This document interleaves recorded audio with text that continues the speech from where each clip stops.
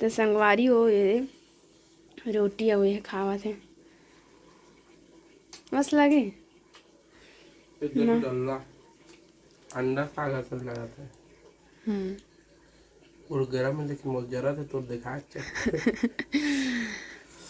एक नंबर लगे ना महू टेस्ट करे हो संगवारी हो अच्छा लगे हैं पहली सब ठीक है सब ठीक है सबसे पहली बार है लेकिन और चीला रोटी के साथ में मस्त मजा लेके खावत थे। अब चलो एक बार खाना भी डालना जरूरी है काबा के काम में जाना है और मोरू आधा काम नहीं हो ही कोफ्ता के चक्कर में ना लेट हो जाते। चलो तो आप मन बने रहो संगवारी हो वीडियो अच्छी लगी लाइक और सब्सक्राइब जरूर करो और जे मन चैनल में न हो तो मैं जल्दी सब्सक्राइब कर दूँ और संगवारी हो कमेंट में जरूर बताओ कि सब्जी है कैसे दिखा थे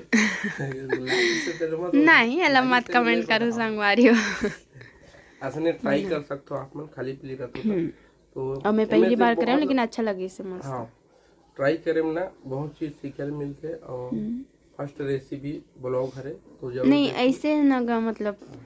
पत्ता गोभी खात कोई बोर लगते कोई पसंद भी नहीं रहा पत्ता गोभी खाना है नहीं